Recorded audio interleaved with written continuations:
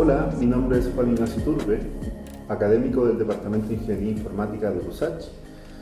Estoy presentando el podcast de estudiante experto Descifrando la ciberseguridad. Aquí estamos con Eric Donders, Alejandro Ramírez, Joaquín Donoso, explorando desde nuestras miradas como primero egresados de la universidad, interesados y apasionados en estos temas de ciberseguridad, desde nuestra experiencia, cómo nos fuimos introduciendo, cuáles son las habilidades y formación requerida para adentrarse en este mundo de la ciberseguridad y viendo desde la óptica de un experto como Eric, ver toda su experiencia y todos los consejos valiosos que nos pueden dar para ir mirando hacia el futuro en este campo.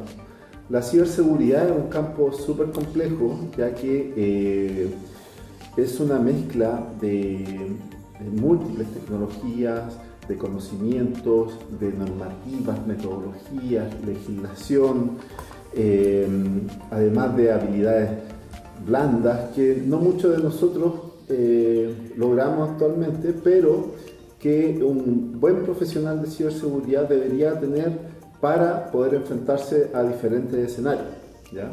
La ciberseguridad se da en el ciberespacio, donde están nuestros activos de información, activos preciosos en esta era donde existen estas ciberamenazas que los están rondando y que se pueden materializar de una u otra manera ante ciertas vulnerabilidades que pueden estar presentes en dichos activos.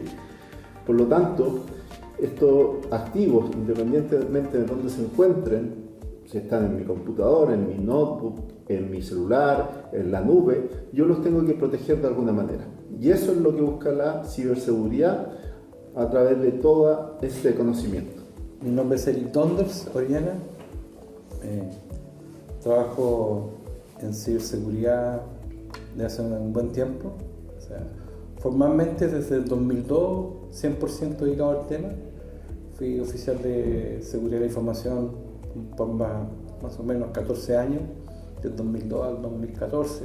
Y posteriormente, pasando por alguna etapa, me dediqué a mi empresa propia de ciberseguridad. Y en paralelo, junto con toda esa experiencia, también desde el 2000 siempre haciendo clases, participando de diplomados, magíster. Tuve la fortuna de participar yo creo, en el 2002, 2003, cuando partió un magíster de peritaje informático de la USACH, con Eduardo Kirchner. Y actualmente dicto cátedra en distintas universidades, no solamente la USACH. Así que, bueno, la idea es discutir temas y compartir experiencias. Yo creo que es lo más importante. Mi nombre es Joaquín Donoso. Me dedicaba mucho tiempo a la ingeniería de software. En eso estuve harto tiempo, mucho tiempo antes de pasarme al área de ciberseguridad, en específico a la seguridad de aplicaciones. Hoy en día soy ingeniero en seguridad de aplicaciones justamente. Trabajo para el Holding Falabella. Partí como decía, hace muchos años con el desarrollo de aplicaciones, pero siempre con la inquietud de migrar a la área de ciberseguridad. Pero en un principio a mí me costó bastante poder insertarme por el nicho que estaba buscando, ¿no? Que era un nicho muy pequeño, que es el que se está dando ahora, y que tiene una franca evolución en el tiempo, que es justamente introducir la seguridad desde el código, ¿no? Desde el software, desde las cosas que se construyen a diario en una fábrica. Entonces, desde esa perspectiva, como un área muy nueva, he tenido que llevar la academia muchas veces a la fábrica. En ese sentido, buscar mucho tema en revistas científicas, en reviews, para ver las tendencias que se van dando e ir introduciendo a través de prácticas que en el día a día para un desarrollador son naturales. Hola a todos, me llamo Alejandro Ramírez, soy actualmente ingeniero de ciberseguridad en Mercado Libre. De los presentes aquí soy el que tiene menor experiencia, casi 3 años aprox, desde que entré ahí. Partí siendo ingeniero de desarrollo aquí en los USACH como exalumno pero siempre me dio esa curiosidad por el mundo de la ciberseguridad. De hecho, recuerdo que desde que era chico me gustaban estos libros que se llaman Millennium, y ahí había una hacker que, bueno, robaban cosas, son más o menos como así más entretenido igual, pero que lo que hacen actualmente, pero siempre tuve este bichito de curiosidad por lo que es la ciberseguridad. Y ahí recuerdo que cuando chico leía este personaje de Millennium, una hacker, me entretenía mucho lo que mencionaba el libro, entonces tenía como esa curiosidad de seguir explorando un poco eso. No lo hice por mi cuenta en ese entonces, siempre estuve mucho en los computadores y todo, pero yo creo que ahí descubrí más que tenía esa un poco pasión, creo, por el área al llegar a este curso que di en la U de Fundamentos de Ciberseguridad, que aquí está mi profe, que me lleva un poco, y ahí dije, ya, esto es lo mío y voy a intentar ahí cuando salga. Y bueno, después de mucho proceso, cero de experiencia, logré entrar al mercado libre en este puesto, y ha sido como un desafío tremendo, pero una experiencia muy enriquecedora y aprendiendo como cada día, desafíos nuevos siempre. Es como un mundo muy interesante y muy diverso. Eso está bien. Hola, mi nombre es Juan Iturbe, académico del Departamento de Ingeniería Informática de USACH, la asignatura de Fundamentos de Ciberseguridad que imparto hace más o menos 3-4 años en el departamento. Mi experiencia, tal como dicen Joaquín y Alejandro, nace de la curiosidad, de la pasión por el área, al ir descubriendo todos estos procesos, estas cosas medias desconocidas que se producen en el área, ya que tal como los chiquillos, yo vengo del área de informática, entonces no son áreas muy conocidas, ¿vale? Típicamente las películas se relatan de una forma y que finalmente resultan ser totalmente diferentes. Y bueno, ahí curioseando, finalmente llegó en mi tiempo de estudiante, llegó el momento de decidir mi tesis, y justamente había un profesor, Pedro Pinacho, que estaba metido en el área. Entonces, dado que yo trabajaba con él en el área de sistemas como ayudante, me ofreció guiarme en este mundo, y como yo era curioso, siempre fui curioso en esta parte, decidí por un tema meterme en los sistemas de detección de intrusos, tema de investigación, por lo cual que sigo hasta el día de hoy, después de ya más de 15 años. Wow. Wow. ¿Ya? Entonces, claro, a partir de ahí hice mi tesis de Ingeniería Civil, Informática, mi tesis de Magíster, actualmente cursando un doctorado y investigando en el área, ¿vale? Y bueno, entre medio también he estado dirigiendo los diplomados del área de ciberseguridad que en el departamento, dirigí el Magíster en Seguridad, Peritaje y Auditoría en Procesos Informáticos. He estado en cargo de nivel central universitario, y de ahí me he ido desarrollando tanto a nivel profesional como a nivel académico. Citando un poco algunas cosas del pregrado, que claro, me olvidé. Me acuerdo que en redes, ¿se acuerda? Que justamente teníamos que exponer un tema, ¿no? Y en ese tiempo era muy difícil hacer puenteo de redes inalámbricas. Y yo tenía esa necesidad por una serie de cosas. Y bueno, compré un router de la marca Linksys, y me acuerdo que lo flasheé acá en vivo en una clase, y ese fue mi tema por un 10% del ramo. Entonces, eso, claro, efectivamente, la curiosidad de la necesidad de hacer cosas. Y me acuerdo que efectivamente en el pregrado, si bien lo mío fue hacer una aplicación, ¿no? Hubo un apartado de seguridad que lo vimos justamente con Juan, que fue mi profesor guía. Entonces, claro, es la inquietud de ir resolviendo cosas también, y la curiosidad de ir viendo temas novedosos, que uno se va metiendo de a poquito en este mundo de la ciberseguridad. Claro. Antiguamente se daba mucho que a través de estos routers uno intentaba hackear y meterse a redes inalámbricas que no eran de uno, o tratar de, no sé, porque tener internet a costa de los vecinos. No estoy diciendo que yo lo hiciera, pero era caro el servicio. Era muy caro el servicio de internet, y había mucha necesidad ¿ya? Entonces por eso me acordé de esos routers. Sí. Son antiguos, pero fueron muy utilizados para ese tipo de cosas. De hecho, ese router lo ocupé porque nosotros montamos en esos años un proyecto comunitario para darle wifi a la comunidad. Y mi casa, si bien hice un tema ahí con soldando cables, la antena no me dio para tanto. Hice un montón de experimentos, entonces di con que necesitaba un router en definitiva que me hiciera el puente y pudiera tener mi red interna con internet. Entonces por eso llegué a ese router y me acuerdo que fue una panacea porque como lo tuve que flashar en clase y tiene un procedimiento y es posible que uno lo rompa y no vuelva a levantar. Entonces haber hecho eso en crudo y en un momento eran 5 o 10 minutos, pero tenía todos los pasos ensayados y nada. Por suerte resultó, después llegué a la casa a configurar, pero fue una aventura, me acuerdo haber hecho eso, porque igual esos routers tampoco eran del todo baratos, ¿no? Entonces, bueno, ahora ya están masificados, ya esos routers, el WRT54G lo tenía anotado, que era el Linksys. Yo tengo experiencia al respecto, que también hicimos una red comunitaria, pero nosotros nos fuimos al extremo. Yo vivo en Melipilla, entonces hicimos una gran red en los años 2000, 99-2000, interconectando casi la totalidad del radio urbano de Melipilla a través de red inalámbrica y una antena que montábamos en el techo. Y eso no era Wi-Fi. Era Wi-Fi. La A o la B. Estábamos en la B. En la B. Sí. En la B. De 54 megas, sí. Sí. Entonces fue una odisea porque, claro, y ahí empezamos a experimentar.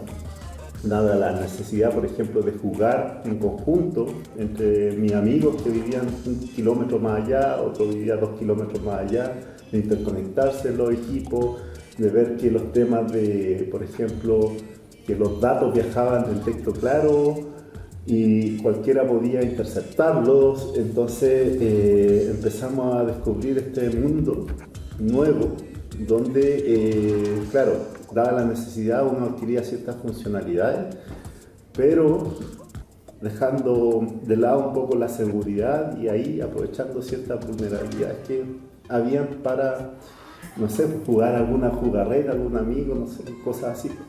Claro, entonces, experimentando. Sí, uno se ponía a escuchar paquetes, de hecho, y daba con la Mac.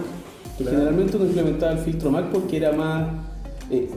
los routers como eran tan limitados, poner una encriptación mayor era bajar la señal, entonces como uno privilegiaba dar más alcance, y empezaba a auditar, encontraba la Mac, uno se cambiaba a la Mac y listo, ya tenía acceso. Entonces ese también fue un desafío, el tener que cómo ir viendo si alguien estaba clonando una Mac. Claro, bueno, ahí por lo menos yo me fui introduciendo. No sé si te acuerdas o se acuerdan, Eric, Alejandro, de alguna experiencia por ahí. Más que acordarme, inicial. quiero aprovechar la experiencia de ustedes. Después de esa experiencia, la mía en tema de ciberseguridad fuerte fue el 2002, una planta de distribución.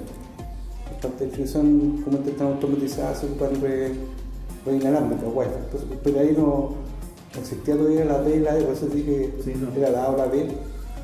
Y la experiencia fue entretenida porque la idea era analizar desde afuera si podíamos ver los dispositivos. Contratamos una empresa y eran incapaces de detectar los dispositivos que estaban operando dentro de la planta.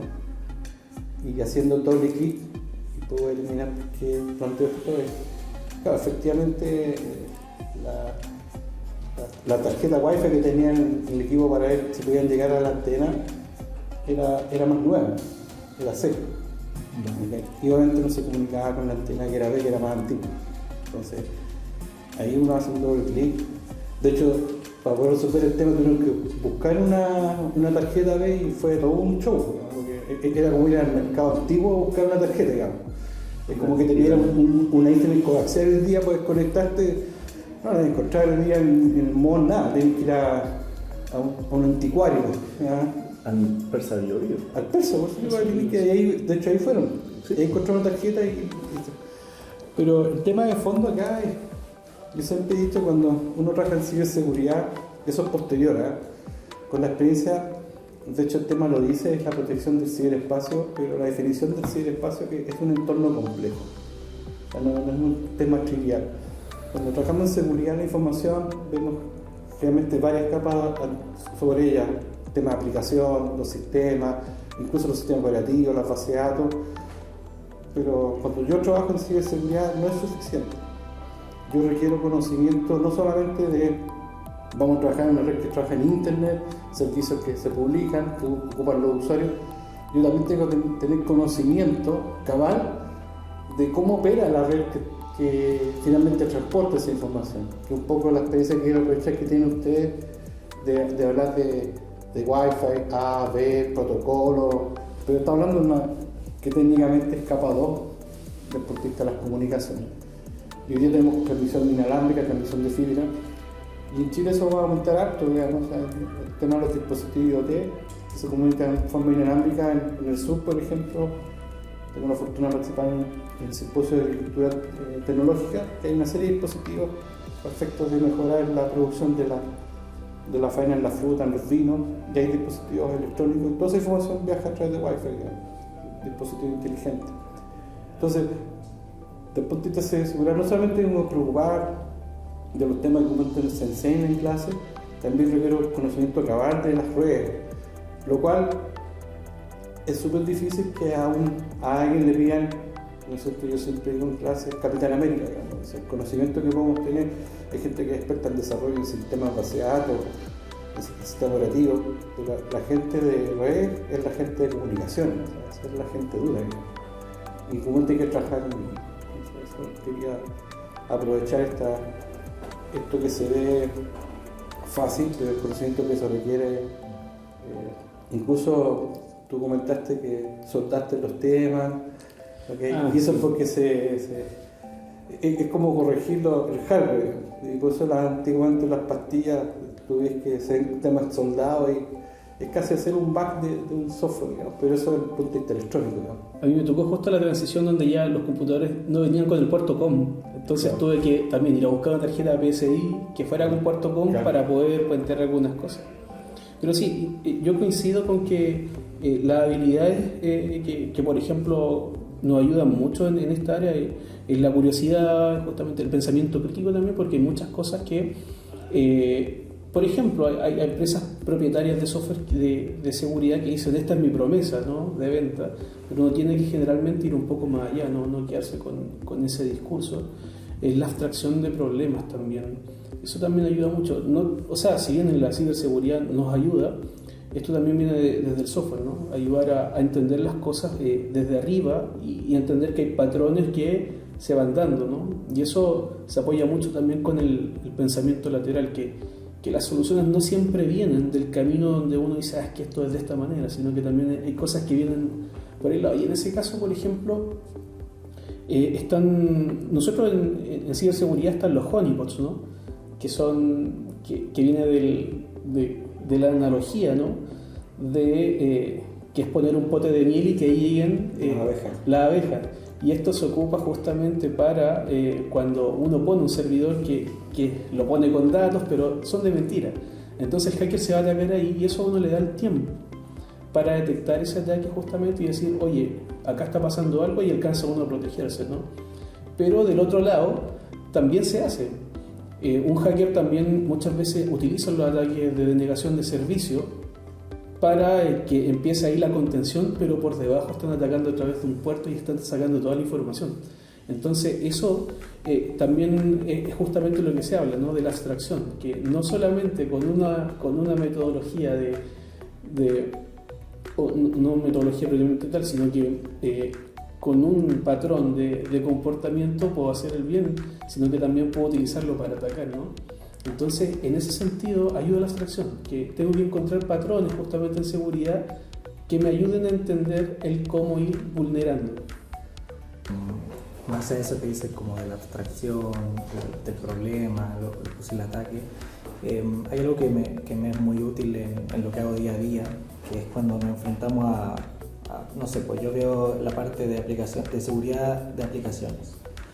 Y ahí me topo con mundos totalmente distintos, porque Mercado Libre, por ejemplo, en este caso no es solo esta página amarilla que vemos, sino que tiene un mundo detrás de Mercado Pago, tiene Mercado Envío, donde hay hardware involucrado, hay robots, hay estos points en las calles, entonces tenemos todo un mundo por explorar. Y creo que nuestra labor ahí para asegurizar estos sistemas, lo que estemos viendo, es importante también mucho entender el negocio que hay detrás, porque de ahí pueden surgir ataques, vulnerabilidades que son cosas que uno no ve. No es como simplemente, ya, hagámosle un top 10 de OWASP a esta aplicación, vamos a buscar una SQL, una XSS, lo que sea, sino que si vemos la lógica del negocio, podemos decir, a ver, ¿qué es lo que no se debería poder hacer acá? Y ahí nosotros tenemos la oportunidad de pensar un poquito como fuera de la caja y decir, en este sistema no debería pasar esto, ¿qué pasa si pruebo esto? Y ahí rompemos la lógica que diseñaron todos estos desarrolladores o equipos detrás y pum, podemos lograr un ataque. Creo que eso es importante, como defendernos, entender como todas estas áreas que hay involucradas y tener esta visión general también de todos estos equipos que nos tienen que acompañar en la seguridad, que no solo somos como el equipo de seguridad, sino como el desarrollo tiene que hacer algo, infraestructura, cloud, como que hay muchas aristas que ver para proteger un sistema, una aplicación o lo que tengamos. Bueno, en conclusión yo lo que veo es que la ciberseguridad tiene que ir muy de la mano de la tecnología y la tecnología va muy de la mano con el negocio y por lo tanto tenemos que avanzar todos en conjunto para protegernos de la mejor forma. Sin embargo, de todas formas la complejidad del ciberespacio va en aumento, la cantidad de dispositivos, arquitectura va evolucionando, pero a la par también las ciberamenazas también van evolucionando continuamente. ¿Cómo hacen ustedes para ir actualizándose al respecto? En general, lo mío viene como es bien metodológico, algunas cosas del desarrollo de software. Muchas cosas las saco de lo que son paper y review. Generalmente alguien ya hizo tu pregunta, en el sentido de decir, a ver, pero ¿qué es lo que me aporta más desde una perspectiva del desarrollo de software para abordar seguridad? Alguien le respondió esa pregunta y la respondieron muchas veces y de diferentes puntos. Entonces, en ese sentido, una revisión sistemática de literatura ayuda mucho a situarse en un espacio y quizás con una antigüedad de un año, incluso 6 meses y a veces 3 meses. Entonces, por ahí va un poco el cómo voy alimentándome las tendencias, ¿no? Desde eso, desde la parte académica. Ahora, sigo mucho lo que es OWASP. Si bien OWASP va sacando un ranking cada cierto tiempo, va actualizando sus estándares, por ejemplo, un estándar de verificación de seguridad en las aplicaciones, eso también lo actualiza cada cierto tiempo, pero también muchas veces los proveedores de software de seguridad también van dando mucho feedback en lo que van encontrando. Y lo último también, que va muy de la mano también con OWASP, que es el CWE, el Top 25. Ese, por ejemplo, el 2023 ya sacó otra actualización con las vulnerabilidades más comunes y generalmente ese estándar, o sea, si viene un listado, generalmente se ocupa casi como un estándar de revisa estas 25 que hay acá, está siempre vinculado con el Top 10 de OWASP. Generalmente los proveedores de estas aplicaciones que hacen detección automática, incluso de ethical hacking también, te dicen, ¿sabes qué? Puedes encontrar tu referencia acá. Entonces, siempre son como atacos sobre tres flancos: un flanco académico, un flanco de comunidad, ¿no? Y un flanco más comercial. Creo que esos son como los 3 puntos de donde obtengo las últimas tendencias y amenazas. Yo, por mi lado, me apoyo, como bien dice, la comunidad es un pilar importantísimo. Y ahí rescato de estas páginas, por ejemplo, de Bug Bounty, HackerOne, por ejemplo, que está lleno de expertos de todo el mundo tratando de vulnerar sistemas diversos. Y claro, después de un tiempo suelen publicar los hallazgos que se encontraron una vez que estén fixeados, si no, bueno, todo el mundo lo explotaría. Y salen cosas bien interesantes que te dan ideas como para ti, para tu día a día.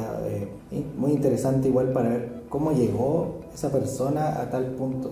Y tú tratar de hacer ese análisis creo que te enriquece bastante. Otra cosa que hay son estas conferencias de ciberseguridad, DEFCON, Black Hat, la Ecoparty que se hace acá en Argentina, por ejemplo, que es bien importante, y suelen sacar sus charlas después de haber dado como todos los eventos, los disponibilizan al público y son buenos recursos igual. Lo otro que sigo es no sé, en Twitter hay bastantes como hackers que publican tips, cheat sheets para probar ciertas cosas, blogs también, como que ese tipo de recursos útiles. Y también obviamente la base más formal, o así me mantengo como al día. Agradezco la pregunta, yo creo que porque a veces me la hacen, yo tengo dos fascinaciones, siempre me gusta hacer clases, por eso yo digo, a pesar que deje de elaborar por distintos motivos, clases voy hasta que las ganas den, digamos.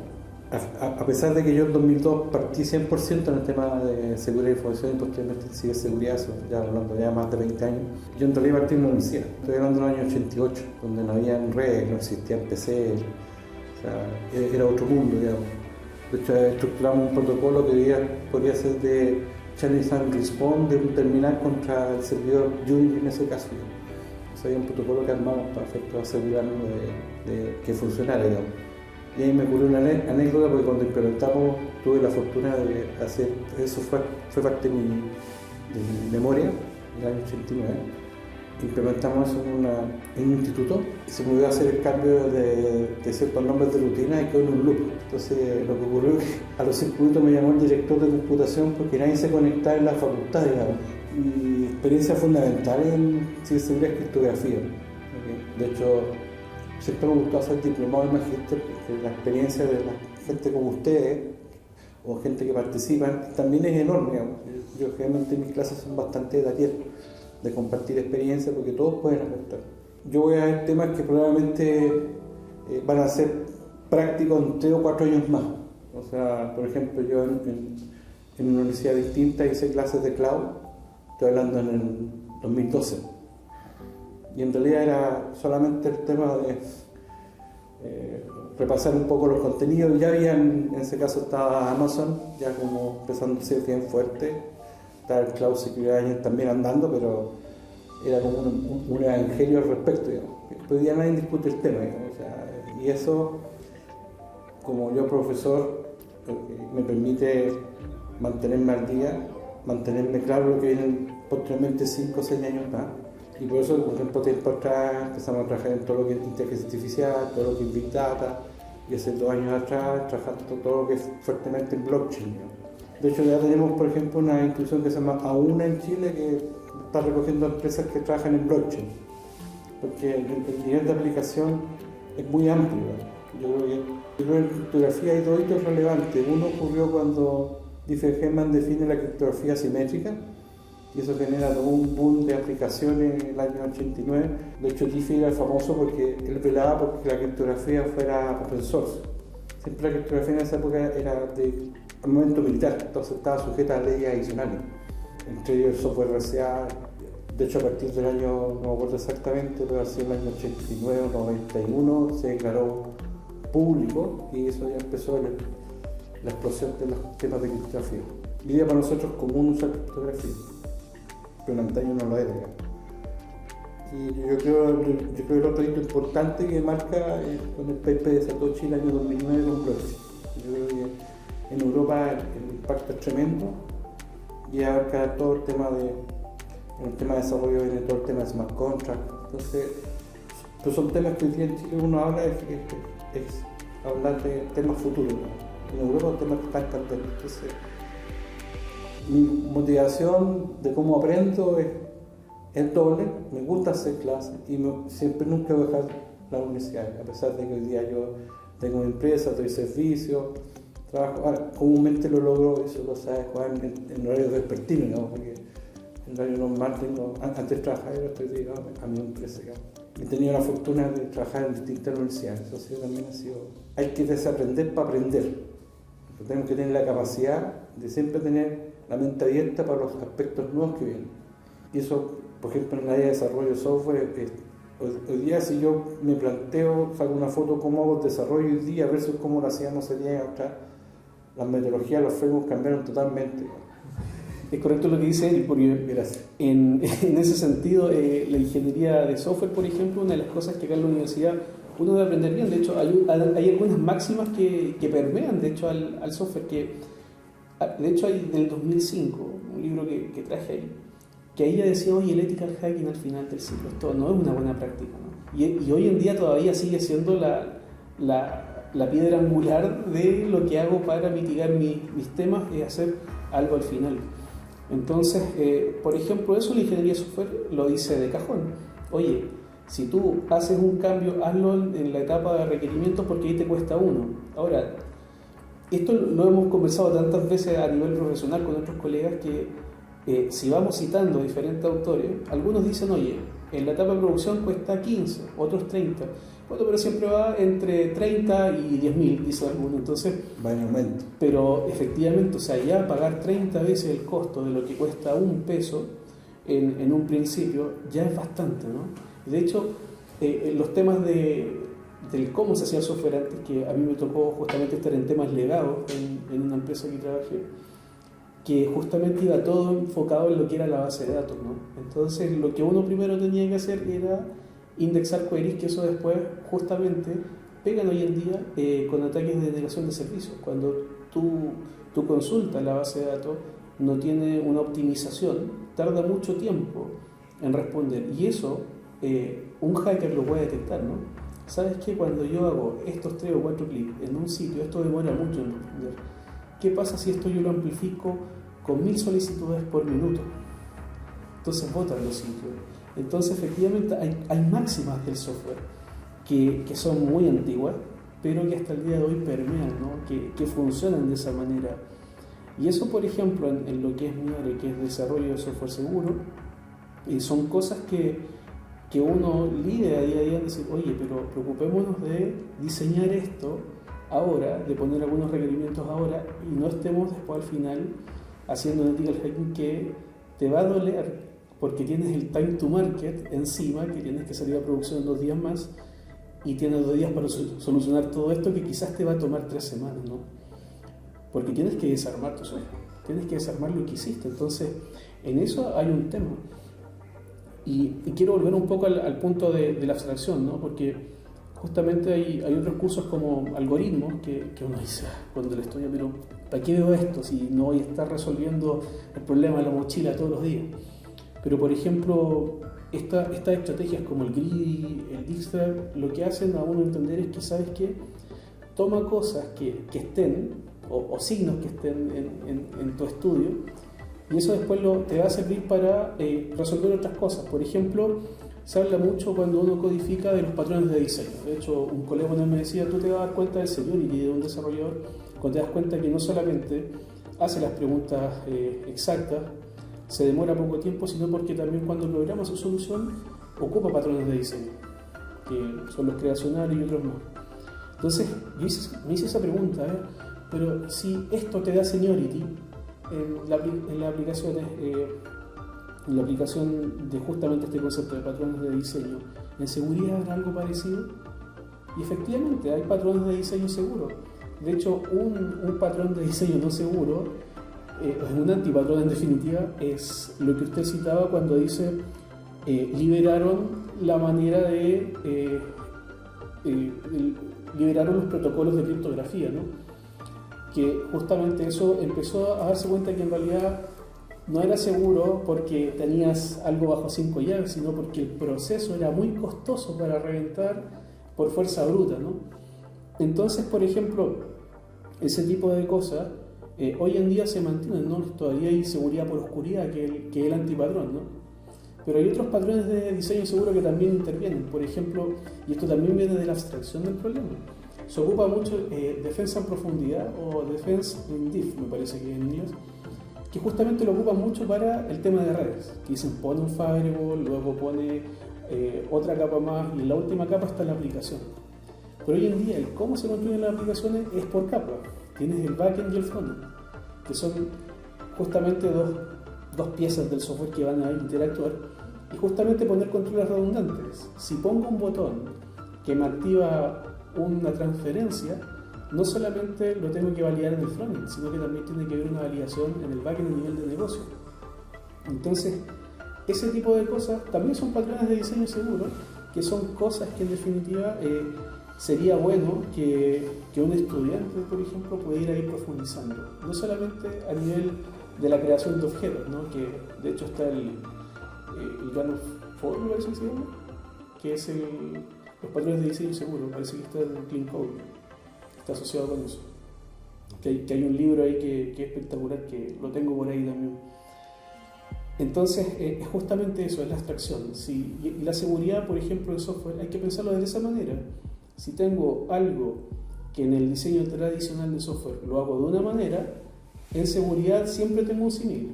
Si tengo, por ejemplo, se ocupa las historias de usuario, también tengo historias de abuso, tengo historias de atacante también. Y eso es un símil que puedo integrar de manera muy sencilla en mi desarrollo de software.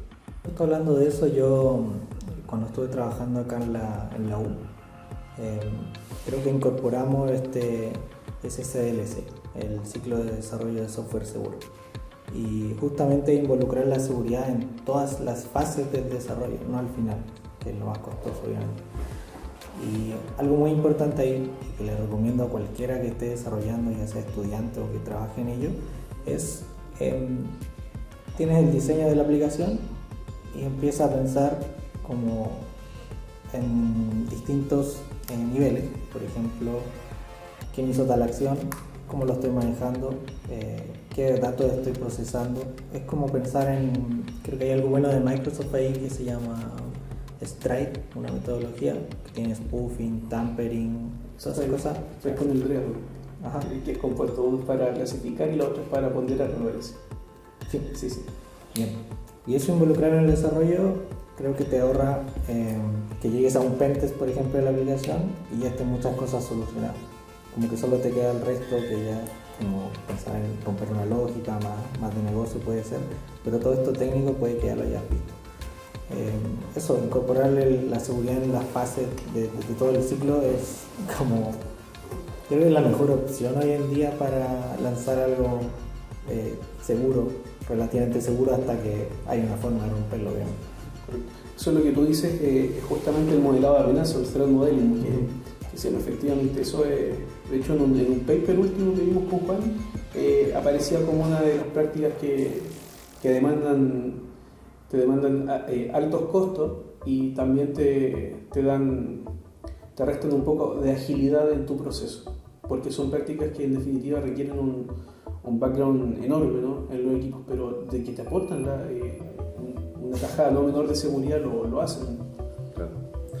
Quiero aclararle a mis alumnos que posiblemente están escuchando que yo no he puesto estos temas de conversación en la mesa, sino que salieron de ellos, ¿ya?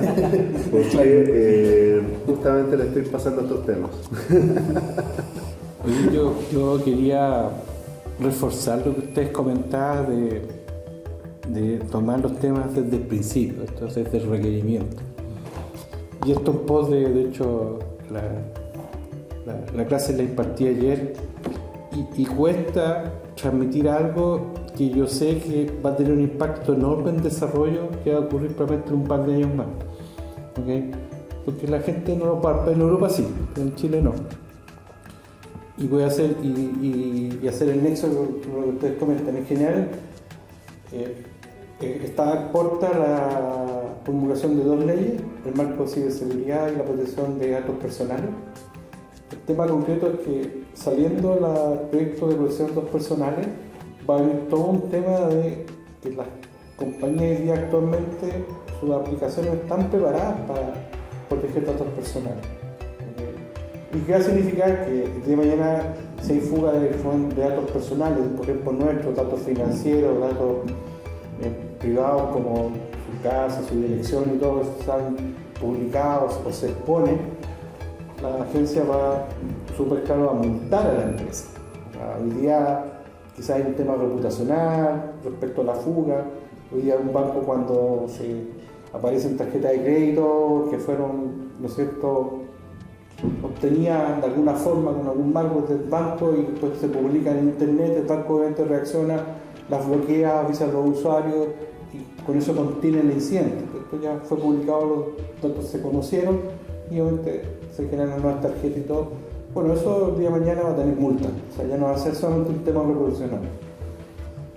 Y de hecho todas las empresas en general también, yo diría, más que preocupadas, ocupadas. De hecho, el trabajo que tuvimos ayer es contarle un poco el impacto que tiene esto. Y qué hago todo este preámbulo? Porque la ley, una de las cosas que pide para el desarrollo de aplicaciones, para proteger datos personales, cuando usted entra en un sitio o firman un contrato de consentimiento diciendo que sus datos van a ser usados para este contexto y para ningún otro, eso hay que respetarlo. Entonces, implica que en los portales las aplicaciones ahora van a tener que tener mucho más cuidado, y la ley lo dice súper claro, que las instituciones tienen que implementar lo que se llama privacidad por diseño. O sea, tienen que venir desde el principio. Hay toda una metodología de la privacidad. Y tiene que también, que las aplicaciones tienen que ser configurables, tienen que ser óptimas. O sea, no hay que hacer una aplicación para cada caso. Y eso significa privacidad por defecto. Entonces, lo que ustedes comentan es súper concreto y va a quedar estampado en una ley, un parrafito que dice que las organizaciones tienen que implementar privacidad por diseño y privacidad por defecto. Y eso genera todo como dice por ahí, un boom, ¿ok? Y hay que trabajar. De hecho, hay industrias que están un poco más avanzadas que otras. Por ejemplo, hoy día la protección de las tarjetas de titulares está bastante avanzado, porque hay un estándar que la marca eligen, que las instituciones tienen que implantar, que hace que se protejan los datos del titular de tarjeta. Pero está el otro tema extremo, y ayer yo puse el caso, que son todas las cámaras de video, en el retail, por ejemplo. Los videos, nuestras biometrías son datos personales. Si esos videos después se exponen, van a ir a multa. Entonces, esta privacidad por diseño no es solamente un tema de desarrollo, también va a ir en el tema de las cámaras. En Europa yo tengo que usar cámaras que cumplen con el reglamento europeo, que sería, es equivalente a la ley chilena que estaría promulgada próximamente. Entonces viene un tema fuerte, y eso significa que yo establezco soluciones desde el diseño, desde el principio. Aquí la ley te obliga a hacerlo. O sea, no es... De hecho, hay un patrón de diseño seguro que justamente aborda eso, que, por ejemplo, esto técnicamente en un endpoint de una aplicación, entrego exactamente la información que necesito para operar. Hoy en día, un endpoint que dice, oye, ¿sabes qué? Dale este usuario, viene la dirección, vienen los datos más personales y críticos como el root, que hoy día el retail lo utiliza para darte los puntos, y ese es un tema que es un dato altamente sensible, ¿no? Entonces, hay un patrón que se llama el less information, ¿no? o poquita información, ¿no? En buen chileno. Entonces, es claro, es hacer servicios de tal manera, o microservicios, que entreguen exactamente lo que necesito para que mi plataforma pueda operar. Si quiero solamente desplegar el nombre, voy a entregar el nombre, no tengo que entregar la dirección, ni el correo electrónico, ni el número de teléfono. Entonces, claro, si se abordara, por ejemplo, si aprendiéramos bien lo que son patrones de diseño seguro, habría muchas cosas que en nuestra solución hoy en día no tendrían este problema con la ley, que ahora se va a empezar a dar, porque hay que modificar el legado, hay que empezar a pensar de otra manera también el cómo implemento la tecnología, ¿no? Bueno, ahí algo que creo que fuera ya de lo técnico un poco, todos estos conocimientos que se pueden tener antes y estudiar, es importante el poder comunicarse bien, porque en una empresa no va a entrar a... Bueno, igual depende en qué te desarrollen ciberseguridad, pero por ejemplo en una empresa necesitas comunicarte con los desarrolladores, necesitas comunicarte con gente del negocio. Entonces hay que explicarles de distinta forma a cada uno como todos esos riesgos que uno ve, esas amenazas que existen. Y claro, con uno es más fácil el desarrollo, pero tiene el otro lado de negocio, de producto, que lleva todo eso que no te van a entender tan fácil. Entonces ahí tienes que hablarle como con otras palabras por el riesgo que va a pasar en caso de que explote esto. Bueno, van a perder tantos millones. Creo que es algo de entrenar igual, no sé, de muchas presentaciones. Enfréntense a esos escenarios en los que hay que hablar en público con otras personas y de distintas áreas, y traten de explicarle algo que para ustedes es fácil. A ver, un ejercicio que es bueno es grábense un audio de ustedes explicando un tema que ustedes creen conocer y se lo explican en 30 segundos, como si se lo hubiera a decir a tu mamá, a tu papá, a tu abuelito, lo que sea, y después escúchalo y ves si lo entiendes. Si lo logras entender, yo creo que está ya al nivel correcto. Mira, ese punto que tú planteas es tremendamente relevante, porque siempre surge cuando uno enseña, o en los proyectos, en mi caso actualmente, o cuando yo trabajaba, era la pregunta es, ¿el cargo de oficial de seguridad para quién corresponde? ¿Corresponde a un ingeniero? ¿Corresponde a un abogado? ¿Corresponde a un psicólogo? Colocar profesiones distintas. Entonces uno tiende a pensar, ingeniero.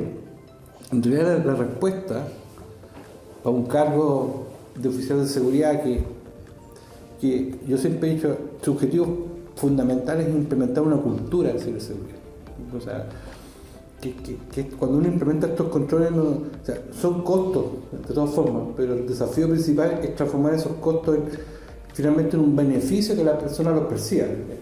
Es fácil decirlo, pero es complejo porque alguien va a establecer, es que te establezcan tablas, trabas como un beneficio. Pero en el tema de ciberseguridad, lo interesante es que si uno compara esos controles que explica y con eso la persona lo hace más empático, por ejemplo, ver qué pasa con tu hijo accediendo a las redes sociales, entonces, y ahí uno va a entender o empatiza más con respecto a por qué tengo que proteger la información de la empresa, por qué tengo que proteger la información de mis hijos. Y eso se ve, porque es vulnerable en ambas partes. Por eso lo fundamental es lo que tú comentas, ¿okay? Que tiene que ver, yo siempre digo, ¿qué requiere un oficial de seguridad? Es seniority. Es capaz de pararse frente a un directorio y comunicar los riesgos correspondientes. O sea, y eso implica un lenguaje distinto. Además, tienes que explicar algo que técnicamente te puede demorar 2 horas, tienes que explicarlo en 2 o 3 minutos. Entonces no es una capacidad de síntesis, es un cambio de lenguaje. ¿Okay? Y además tienes que tener seniority para que te escuchen. ¿Okay? Pero tienes que darte vuelta y ver el tema técnico para comprender lo que tú estás transfiriendo. Entonces, el seniority que siempre he dicho es lo más relevante, porque por último, el tema técnico, puedes tener un equipo de trabajo que te apoye. Puedes tener un experto legal, un experto técnico, un experto en desarrollo, y que te explique, ¿okay? Que de alguna forma haga una presentación técnica y transformamos esa presentación técnica en una presentación ejecutiva. ¿Okay? Pero además no basta con el cambio del lenguaje. O sea, el lenguaje es tremendamente relevante, pero lo segundo también, y por eso hablo de seniority, es pararse frente a un directorio que te escuchen. Ahora, eso es sumamente relevante porque en ciertas áreas reguladas, como el mundo financiero, están solicitando que en el directorio exista un especialista en ciberseguridad. ¿Okay? O sea, no es que esto va a ser un deseable. ¿Okay? No significa que alguno de los directores tiene que ser de ciberseguridad, ¿okay? Pero sí significa que la opinión o los objetivos que salen de un comité de alta dirección tienen que tener el apoyo de un asesor, de un experto en ciberseguridad. Bueno, para cerrar este podcast les quiero hacer una última pregunta respecto a nuestra área de pasión, que es la ciberseguridad. ¿Cuáles son los desafíos que ustedes ven en esta área, a modo de resumen quizás, respecto desde sus diferentes perspectivas, en cuanto a lo que viene en el futuro? Juan, yo creo que la pregunta interesante la voy a responder desde la perspectiva de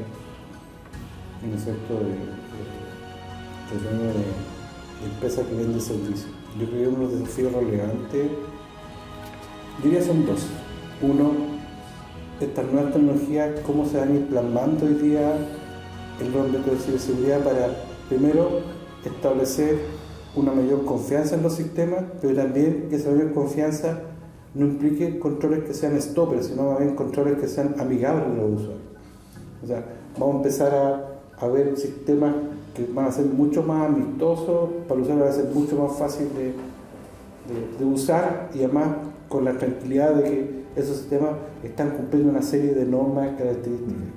Y eso se logra fundamentalmente con la incorporación de temas de Big Data, temas de inteligencia artificial, para efecto de poder crear estos controles que se están requiriendo. De hecho, ya están implementados en algunos casos. Entonces, eso es tremendamente relevante para que la cultura sea algo más natural ese desafío nosotros es entender estas nuevas tecnologías, cómo aportan en ciberseguridad y por tanto cómo esas después se pueden transmitir como finalmente servicios hacia la compañía. Y lo otro que yo creo que es tremendamente importante, he tenido la fortuna de participar en algunos proyectos, hoy día nadie discute la involucración del tema legal en el tema de ciberseguridad. Eso era discutible. Yo cuando partí en 2002 trabajé con abogados y trabajé con el tema de ciberseguridad. Y era más o menos interesante el aspecto. Y ya nadie lo discute. Pero a mí no me cabe la menor duda que el otro perfil importante que se va a dar en ciberseguridad en el poco tiempo es el tema de psicología.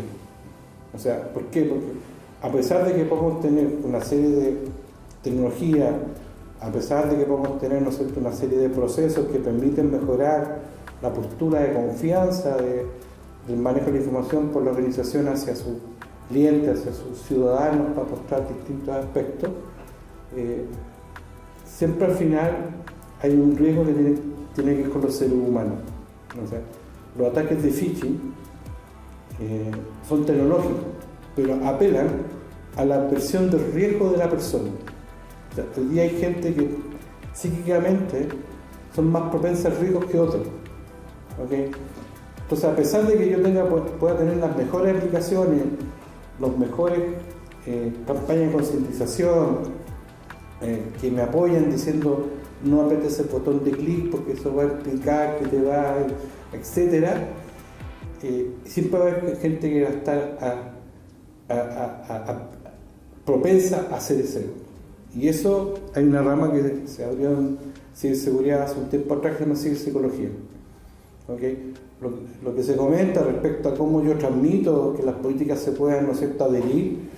Hay todos unos trabajos hoy día a nivel de doctorado de programación neurolingüística respecto a las políticas se han transformado, cosa que lo que yo digo realmente la gente lo siente empático.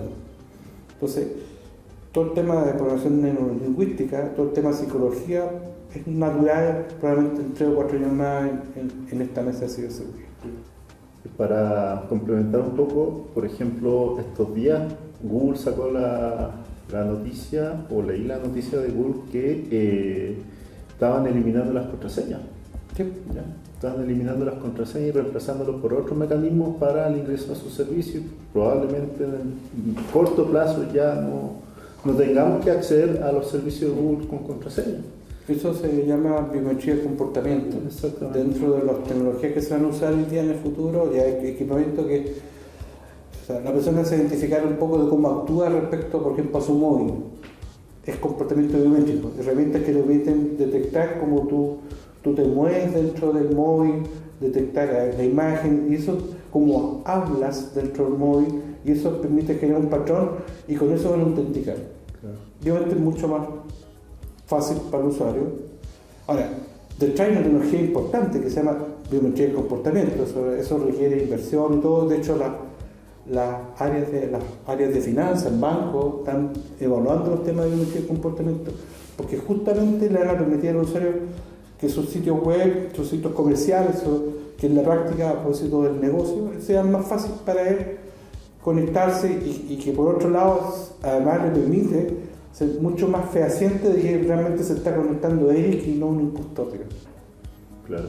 Y sobre el segundo punto me acordé de Capaic, no sé si lo has visto, de Mitre, que lista un conjunto de amenazas relacionadas a ciberseguridad, y hay un área muy grande que dice ingeniería social, claro. Y justamente ahí hay un montón de amenazas relacionadas justamente hacia el usuario, claro. Y cómo los atacantes utilizan la psicología para utilizar la vulnerabilidad del mismo usuario para vulnerar, para explotar. La capa 8. La capa 8, como dice un amigo mío, un gran amigo que es Gabriel Berger, que conoció a alguien que hackeó el cerebro. Claro. Efectivamente. O sea, efectivamente, de hecho, este tema de poder hacer que ya no se introduzcan contraseñas tiene que ver con que los sistemas sean más usables, y tiene que ver con un patrón de diseño seguro también que es psicológicamente aceptable, ¿no? Que no me sirve una contraseña con 500 caracteres, si bien eso en tiempo computacional es muy difícil de explotar, ¿no? Más difícil que si fuera una de 12, por ejemplo. De hecho, hoy en día el estándar de verificación de voz te dice, por favor, 12. pone entre 8 12 y ya como por ahí andamos bien. Pero un usuario se acordará de esa contraseña que uso, entonces efectivamente apunta Google en este sentido a que esto sea psicológicamente aceptable, ¿no? Yo creo que hay que tomar un poco la analogía, ¿no? Volviendo al tema de la abstracción. En los años 80 teníamos para justamente el Word, era una ventana no muy amigable, ¿cierto? Y vino un cambio con Steve Jobs, ¿no? Que él fue y tomó cursos de caligrafía, introdujo el tema de las fuentes, se tomaron ideas de Xerox también que fuera más interactivo, ¿no? Entonces, ahí uno sumó un segundo atributo de la calidad del software, que primero el software sea funcional, luego que fuera usable, ¿no? Hoy en día yo creo que estamos en el tercer paradigma de que esto sea seguro, ¿no? Entonces, hacer este cambio cultural para comenzar a tomar este atributo de calidad, porque eso es la seguridad, ¿no? Visto desde el punto de vista de la ISO 25010, es un atributo más de la calidad de tu software, ¿no? Entonces, desde ese punto de vista, hay mucho que ver el desafío. Hoy en día yo creo que está en implementar una cultura que tome de manera natural el diseño de software seguro. Ya recordemos que justamente OWASP, dentro del top 10, el último que lanza, está justamente que hay fallas en el diseño de las aplicaciones. O sea, estamos siendo vulnerables, hoy es por el usuario que está siendo atacado con ciertas técnicas de ingeniería social, pero también ya no es como antes que te atacaban un endpoint con 35.000 solicitudes por minuto, sino que hoy en día ya lo están viendo desde el punto de vista de, veamos cómo tu flujo es vulnerable en alguna cosa que esté dejando. Está dejando un dato adicional, no está controlando bien una acción como por ejemplo un botón. Entonces va desde ese punto de vista. Y lo otro es automatizar lo que más podamos. No siempre está siendo efectivo, ¿no? Hoy en día vende mucho en el mercado de que todo sea automático, pero las historias de usuario, hoy día, si bien en ChatGPT uno pone, ¿sabes qué? Dame las historias de usuario y entrega un listado interesante, ¿no? Pero hacerlo de manera segura, en el sentido de dame historias de abuso, eso no es automatizable, porque eso viene dentro del mindset, de cómo nosotros pensamos en cómo burlar el sistema que estoy programando. Entonces es desde ahí donde viene el desafío, en empezar, por ejemplo, a adaptar cosas de patrones de diseño seguro que he hablado mucho en este rato, en cómo estas prácticas, por ejemplo, el threat modeling, una vez que ya tengo cierto nivel de madurez, lo comienzo a adoptar, empiezo a adoptar historias de abuso, también casos de mal uso y las historias de atacante, que son tres cosas que vienen desde tres perspectivas distintas, pero que confluyen justamente en el punto de cuándo voy a programar.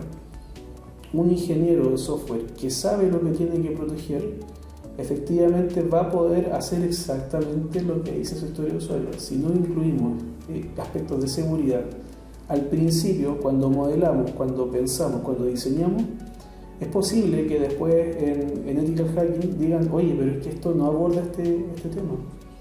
Entonces, hacerlo desde una perspectiva temprana ayuda justamente a mitigar pérdidas que pueden ser millonarias. O sea, hay fraudes que tienen que ver con un botón, hay fraudes que tienen que ver con que obtuvieron tu pregunta secreta porque un endpoint exponía más información que la que debía. De acuerdo a lo que dice Joaquín, yo veo ahí el desafío desde el punto de vista de la educación, de integrar todos estos elementos a los planes de estudio, ya el comportamiento de los usuarios, el tema legal, psicológico. Lo importante, bueno, es algo que sabemos, el tema de las habilidades blandas, especialmente en nuestras carreras, y también de ir incorporando los temas de ciberseguridad de la mano de los tecnológicos. Si estamos enseñando base de datos, la base de datos, el solo hecho de incorporarla en alguna arquitectura nos van a traer ciertos riesgos asociados y por lo tanto uno debería conocer cuáles son para poder mitigarlo desde un inicio. Lo mismo con los sistemas operativos, con las redes. Quizás, no sé si sea una buena alternativa, por ejemplo, tener redes y luego seguridad, o ir de a poco introduciendo al momento de ir hablando de redes, también ir incorporando los riesgos para ir concientizando a los estudiantes de que algo se debe hacer al respecto y luego ir viendo los controles en un curso más avanzado. ¿Ya? El mismo pensamiento se puede ir haciendo en ingeniería de software, redes, operativo, base de datos. De hecho, una de las cosas que más aportan a la seguridad en punto de vista de conjugándola con el costo y versus la agilidad también es justamente el entrenamiento para los desarrolladores. Eso es una de las cosas que te va a aportar agilidad, te va a reducir costos y que es mucho más barato que tener a un equipo de seguridad completo. Un equipo de seguridad completo te va a restar agilidad, te va a aumentar los costos de una manera no muy grande, pero en comparación a cuánto tú entrenas a la gente de desarrollo, es mucho más barato, ¿no? Te va a aumentar los tiempos, especialmente. Y aumenta los tiempos. Por eso, en cuanto a términos de agilidad, resta agilidad. Claro. La resta agilidad te aumenta costo económico y justamente pasan ese tipo de cosas, ¿no? Que va a estar con el time to market encima, con algo que pudiste pensar bien al principio. Entonces el entrenamiento es una de las cosas que más, que según este paper, ¿no? Que es bastante bueno, que conjuga muchos puntos, muchos roles, muchas prácticas, pone a un equipo de seguridad específico que está fuera de una célula y ve el entrenamiento desde otro punto de vista y dice, mira, si tú entrenas, ganas agilidad, reduces costos. Si tú tienes un equipo de seguridad afuera, vas a tener menos agilidad y vas a aumentar tus costos de operación. Me quiero colgar de ese último punto porque es como lo que un poco vivimos día a día en esta empresa y algo que se quiere implementar desde hace tiempo y es como todo lo que han dicho, o sea, correctamente. El tema de capacitar a los desarrolladores en términos de desarrollo seguro es como nuestro foco principal para que ellos mismos tengan la capacidad de evaluar el riesgo al desarrollar algo y en un caso así muy puntual, algo que sea muy crítico, acudir a nosotros, como eso es algo que se implementa, como estas figuras de guardián de seguridad, como esta figura es como un desarrollador que tiene un poquito más de conocimiento de seguridad o tiene una noción de ella, entonces está pendiente de, oye, aquí estamos desarrollando esto, ¿cuál es la mejor forma de hacerlo? Y ahí vamos a seguridad que sea. Otro punto importante que creo que se va desarrollando y que a lo que apunta el futuro es como una seguridad más por defecto en ciertas cosas. O sea, ya hay estándares para hacer cosas. No permitamos a los devs que ellos como reimplementen la rueda en ciertas cosas. O sea, si ya tenemos esta forma que es segura, o sea, dejámosla por defecto y que no se pueda cambiar. Eso es como importante. Y eso es lo que se mantiene. Yo, en mi experiencia, la verdad extrañé el no tener algo de ciberseguridad en la U, aparte de este curso que tuve ya al final de mi carrera. Me hubiese gustado incorporarlo en los cursos de desarrollo, que me fueran mostrando, oye, aquí existen riesgos de lo que tú puedes desarrollar si lo haces mal de tal forma, por ejemplo una SQL, no sé, algo así. Como que sería bueno eso, integrarlo desde la base. Creo que, como dices, va a ahorrar costos, tiempo, etc. Y vamos a sacar mejores productos también entre todos. Es irse lo más a la izquierda posible, como dice el mercado, los profesionales del área. Irse a la izquierda, y aquí ya nos estamos yendo a lo más izquierda posible, que es como la formación de los futuros ingenieros que van a desarrollar la tecnología. También no me cae la menor duda ganar carreras de ciberseguridad. De hecho, la pregunta es quién lo hace primero, ¿no? De día siguiente ingeniero en red, ingeniero en desarrollo, para que se tiene ingeniero en ciberseguridad. Yo quería, hay un tema que, aprovechando el contexto del podcast y dada la pregunta, creo que es relevante. Yo dije que los temas futuros para mí eran dos, en realidad son tres. Especifiqué el tema de las nuevas tecnologías como Big Data, artificial, cómo apoyar el tema que comentaste tú respecto a la biometría de comportamiento, eso tremendamente relevante. Lo segundo, el tema de, yo hablo de ciberpsicología, ya un término que se está acuñando. Pero lo tercero, que estaba trabajando en un tema fascinante, Yo lo vi en 2008 en mi magíster, yo estudié criptografía cuántica y los equipamientos existían en esa época. ¿Okay? Y en esa época, en 2008, ya se hablaba del computador cuántico, pero no se sabía en forma concreta. Entonces, la criptografía cuántica, que hoy día ya estamos temas concretos con el computador cuántico, hoy día uno puede hacer clases con computación cuántica ocupando en Amazon existe un par de máquinas con 2 qubits, y hoy día de hecho hay una competencia de IBM, creo que ya está sacando un computador con más de 1000 qubits. Entonces, el tema de fondo es entender bien cómo esta tecnología que vino para quedarse va a apoyar, ¿no es cierto?, el tema de ciberseguridad. Aquí hay un mito, porque obviamente al tener computador cuántico con una buena cantidad de qubits va a romper los algoritmos de criptografía. ¿Okay? Y eso es correcto. El tema que hay es que para temáticas de computador cuántico yo voy a plantearlo con algoritmos cuánticos. No es que el algoritmo tradicional, para que veas, de hecho ya la NSA en su concurso hace 2 años atrás ya sacaron los algoritmos cuánticos, deberían ser implementados cuando el hardware está disponible. El hardware hoy día está todavía en un proceso. Hoy día estamos en lo que era la computación tradicional hace 30 años atrás, donde el computador era de una sala completa, digamos, y con circuitos electrónicos, una serie de temas que uno ve en el computador y era una cantidad de bits, 8 bits en esa época. Bueno, hoy día estamos en un proceso similar con computación cuántica, pero a mí no me cabe ninguna duda que la tecnología va a evolucionar tan fuertemente que en 2 o 3 años más vamos a tener. De hecho, hoy día uno habla de computación cuántica, pero en realidad son tarjetas cuánticas que resuelven ciertos problemas, digamos, que yo aplico en ese circuito. O sea, computadores van a darle un tema de importancia. Entonces, en ciberseguridad, lo que es criptografía, que se viene trabajando ya hace más de, hablando de 15 años, claramente se avanzó y hace 3 años ya la NSA definió los algoritmos cuánticos que deben resolver esta temática. Obviamente podrían haber un computador cuántico romper la criptografía tradicional, pero no así la criptografía cuántica que ya está definida. Entonces, pero eso genera toda una perspectiva nueva, incluso en las carreras de computación.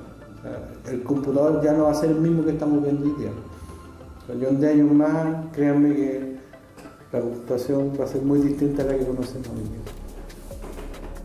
Les doy las gracias por habernos acompañado a Eric, Joaquín, Alejandro en esta conversación y a quienes nos oyen en el podcast. Y esperamos que esta conversación se vuelva a repetir en el futuro y discutir todos los temas que hemos visto y vislumbrado hacia el futuro y ver cómo están pasando en ese momento, ¿ya? Hasta entonces nos encontraremos, así que adiós. Gracias por la invitación, Juan. Nos vemos el día de hoy más. Muchas gracias por la invitación al podcast.